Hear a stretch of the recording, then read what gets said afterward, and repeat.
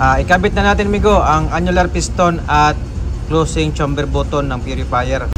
At nang maplastar ito sa bowl bottom, gamitan natin ng special tools para mahigpit ang pagkabit natin. Isunod natin pagkabit ang ating sliding piston. Yo! What's up mga amigo? So today is another day sa ating paglalayag dito sa ating nasakyang barko. So may maintenance tayo amigo sa ating machinery, which is ang ating purifier. Pabalik-balik lang din kasi ang trabaho natin sa barko mga amigo, yung mga maintenance. So like this regarding purifier. So meron na tayong mga video nito mga amigo, previous video na paano mag-dismantle at assemble. So ngayon mga amigo ay kabit natin ang pyesa o parts ng ating HFO purifier gamit ang ating mga special tools na nakasabit dito. Alright, for refreshing lang ito mga amigo sa ating pag-maintenance ng purifier at para din ito sa mga nag-aaral ng marine engineering. So this is yours mga amigo. Please follow, like and share sa ating video at don't forget to visit my YouTube channel, Trip ni Joseph. So ayan, simulan na natin mga amigo. So this is bowl bottom. Regarding sa pagkabit mga amigo sa pisa ng purifier, tingnan mo talaga mga amigo ang marking na naka-engrave sa mga pisa nito. Yan ang palatandaan para nasa tamang posisyon siya yung mga pisa nito. So may mga marking na ito mga amigo ang ating mga parts ng purifier. So linagyan ko lang ng palatandaan para makita ng mga tropa natin na nanonood. Ayan, so ikabit natin ang water chamber bottom sa bowl bottom, sa baba to para sa tubig.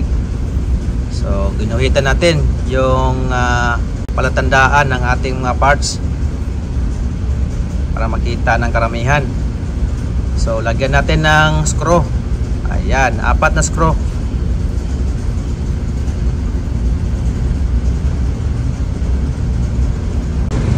Lahat ng mga pisa niya mga amigo ay mayroong set of o-ring. So hindi ko lang pinakita amigo kaya para hindi mahaba yung video natin.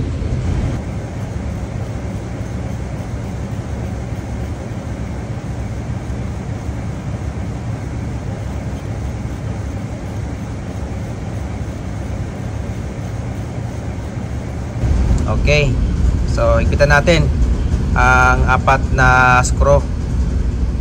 Ayan, nandahan lang.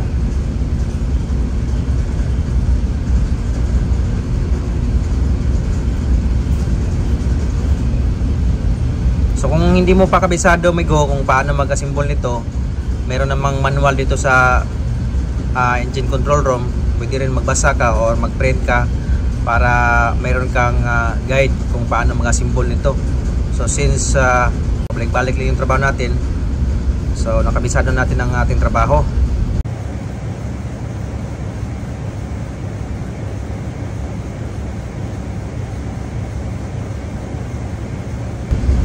Yan, ano natin, upright natin. Yan. So ang bowl bottom natin ay talagang siguraduhin malinis talaga. So ilagay natin sa ating special tools na pinapabricate ni yung dating mga crew, para kahit tayo lang mag-isa dito mag-maintenance ng ating purifier o mga symbol, kaya natin.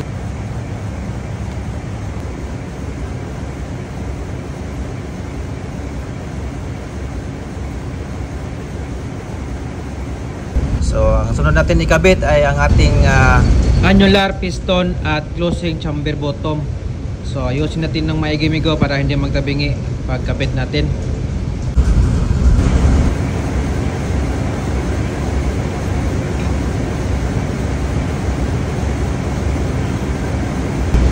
May marking dito mga amigo, palatandaan para nasa tamang posisyon siya. Ayan, kinabit na natin sa ating bowl bottom. So isintro mo talaga mga amigo kaya dahil meron itong butas para sa screw. Alright, gamitan natin ng sliding piston na nakataob para lumapa talaga, hindi magtabingi. So yan ang purpose niyan mga amigo. Yan.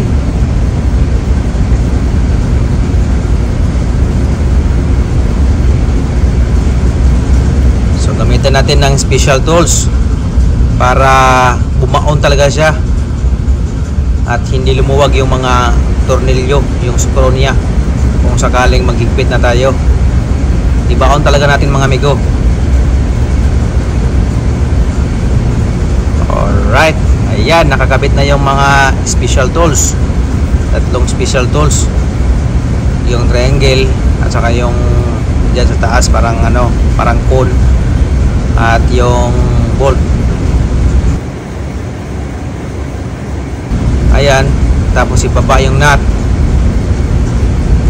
Ang purpose ng nut migo ay para itulak yung annular piston at closing chamber bottom para magkuhan talaga siya, maglapat.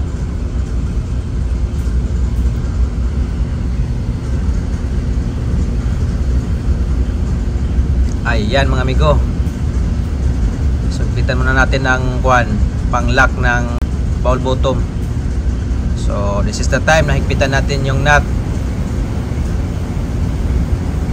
Ayan, gamit ang 13 na combination open and ring spanner.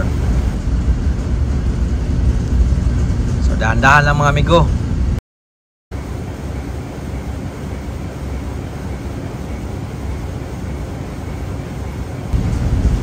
Dahan-dahan lang. Ayan.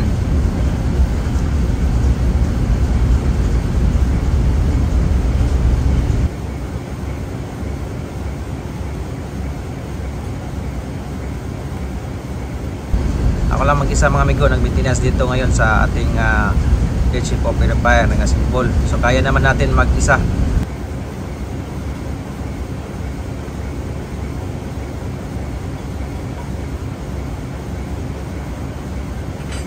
So ayan, gabitan natin ng ratchet para ikabit natin ang Allen screw.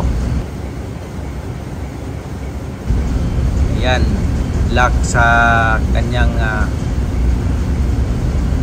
closing chamber bottom. Alright.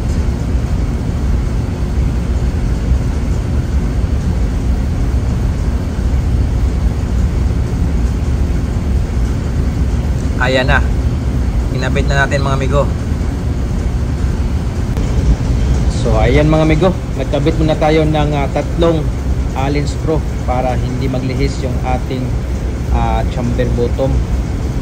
So ayan, pagkatapos nyan, tanggalin natin yung special tools na ginamit natin pang press ng annular piston at saka yung closing chamber bottom.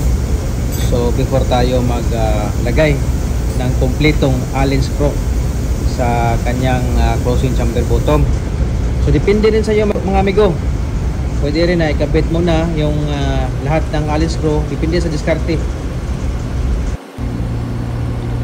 So ayan na mga amigo, no? Kinabit natin yung Allen screw, lahat ng Allen screw, 8 yung lock para sa close chamber bottom na sabay natin kinabit yung annular piston nya. So next na ikabit natin ay ang ating sliding piston.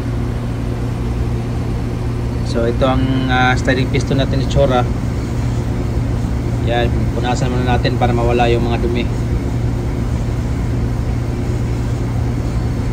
So check nyo rin yung ating bowl, baka may dumi, baka may kumalang na dumi. So ayan, gamitan natin yung special tools.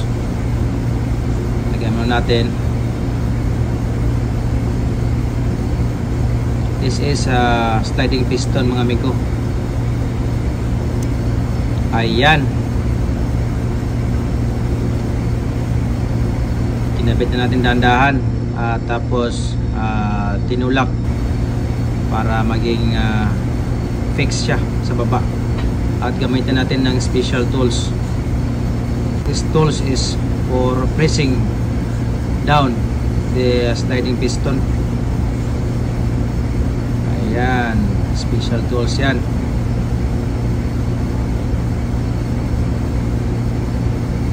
Kabit natin yung stud bolt yung nut ay ibaba natin. Yan yung magtulak ng sliding piston para ma-fix doon papunta sa baba. Ayan.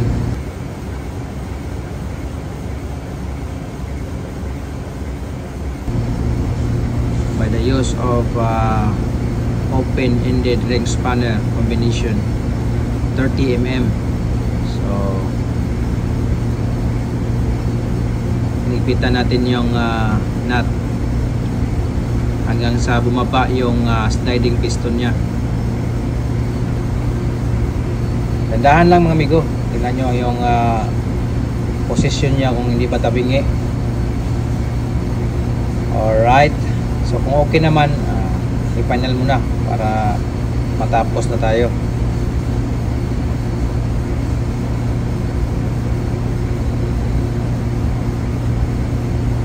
At kung okay na, tanggalin yung special tools. Ayan.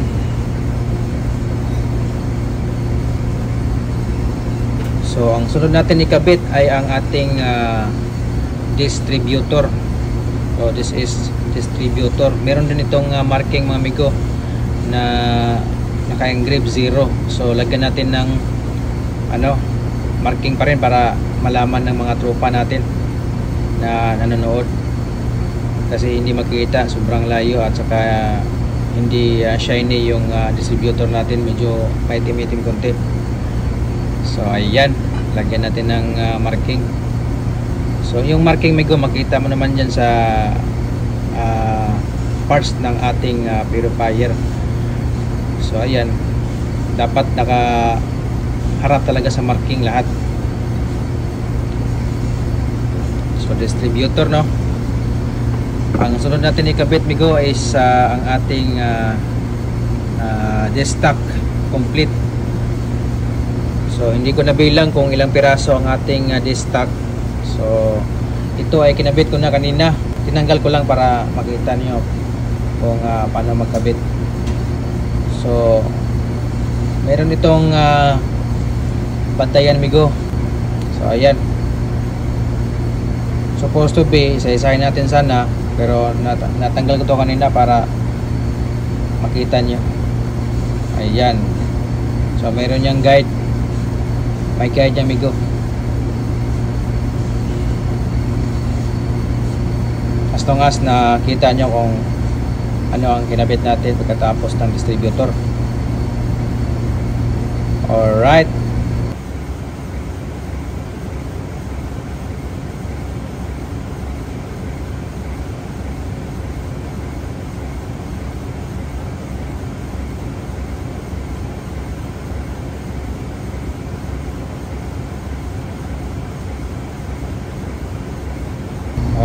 Okay.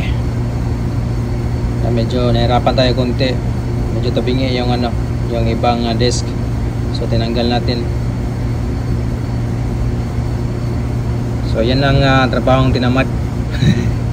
Pero as what I have said, natanggal ko to kanina. Pero nakakabit na to sa distributor.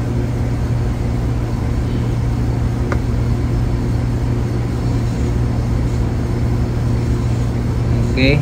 Nakita nyo yung mga plate niyan, nakasalansan na.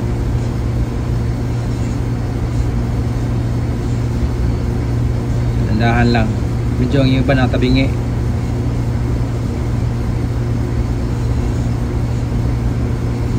Alright. So mayroon pang natira. So except sa pinaka last mga amigo, meron yang plate na plain at may number. So dapat nasa taas yan. Ang pangalan yan is blind desk. So makita mo naman yung mga amigo, yung desk na yan, nag-iisang desk na yan, mayroon siyang number at may marking din. So ipakita ko sa inyo mamaya kung ano ang nasa desk na yan.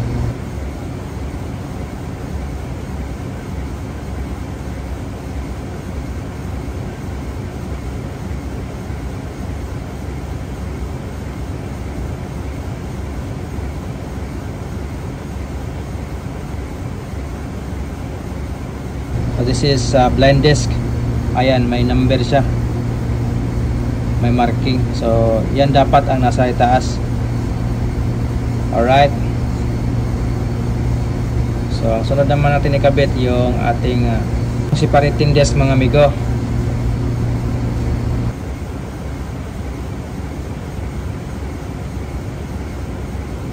Siya mag-hold ng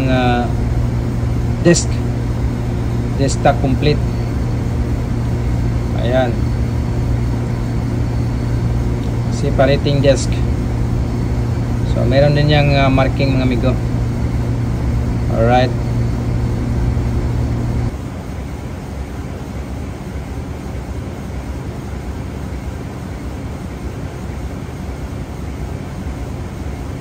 para ma-press migo, gamitan natin ng special tools. I-press natin.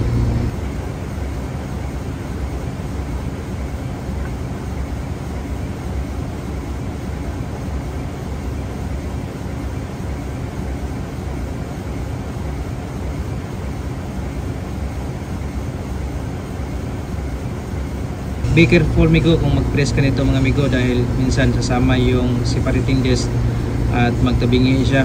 So may posible na madamage ang separating disc. So dandahan lang talaga.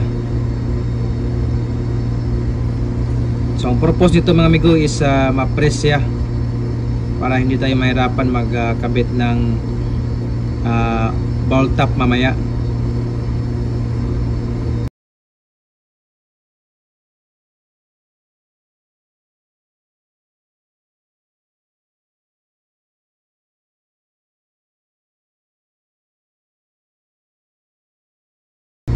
Ayan, kung okay na, mahigpit na siya, so this is the time na ikabit natin yung ating ball top ng purifier.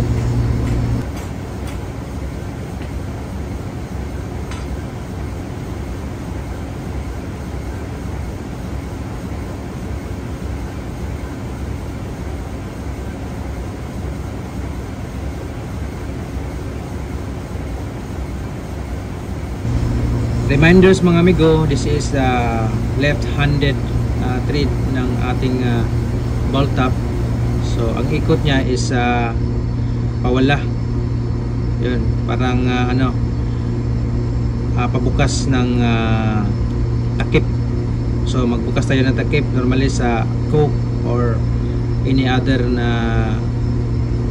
mabuksan natin. So normally is kaliwa. So ayan, so this is left-handed. So gamitin natin ang molecute. Ayan, para hindi papasok yung mga sludge. Okay, so ikabit na natin. Ayan na yung itsura niya.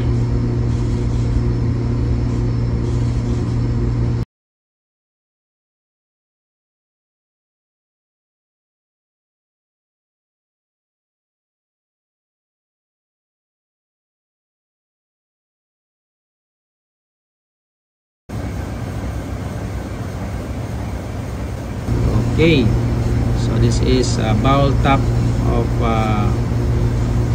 purifier, bowl complete.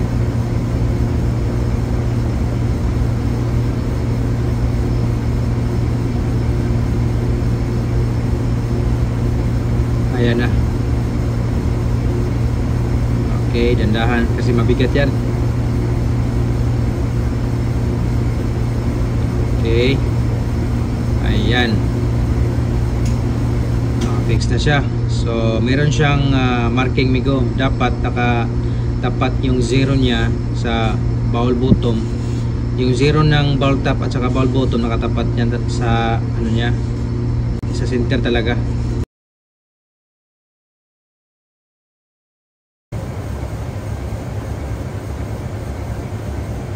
Yan ang bantayan mo, yung bowl bottom at saka bowl top meron siyang marking na zero. So i-center mo talaga yon.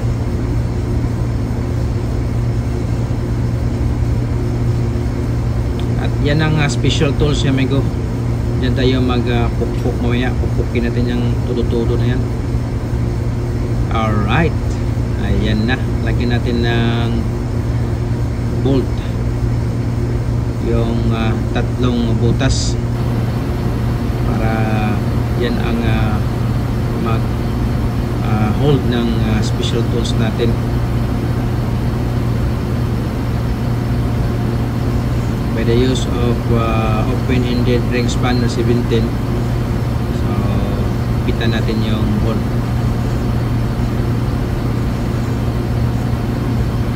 Okay.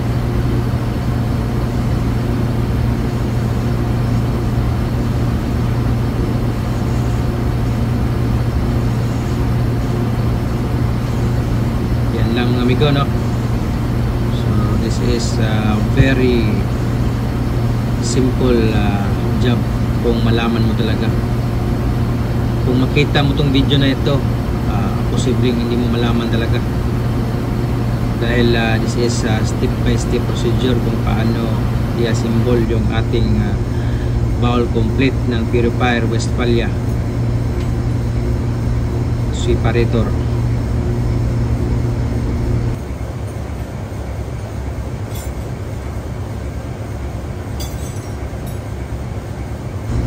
So ikutin natin left-handed mga amigo. So kung matigas na, that is the time na kailangan natin ng special tools na pampamalo nito. Ayan, pinalo na natin pakaliwa. So be careful, baka matamaan yung paa mo dyan, masakit yan. Alright, so tingnan mo talaga yung marking mga amigo. Okay, so check the marking. Lapit natin konti yung camera para makita ng mga tropa. So this is the marking of a bowl bottom and the top bottom. So 0, ayan, so dapat nakatapat yan. So it means okay ang posisyon ng ating bowl top and bowl bottom. So okay na yan. Ang next natin gagawin is mag-assemble tayo ng ating centripetal pump complete. Ayan, ito yung para sa taas mga amigo ng bowl top sa taas ito.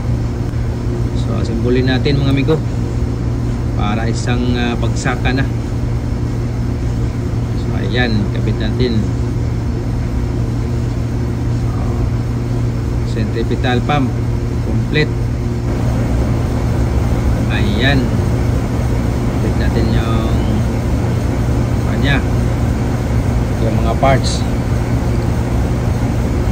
yung sinsing at saka yung centripetal cover. Okay, nakabit na.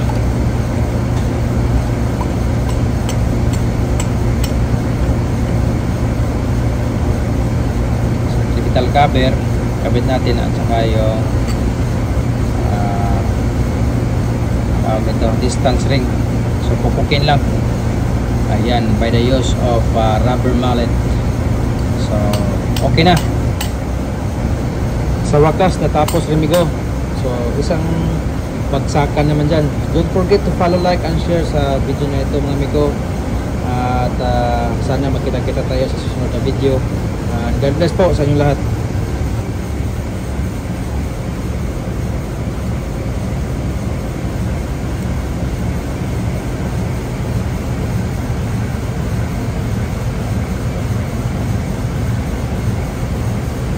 Thank you so much mga amigo sa panonood, and see you next video.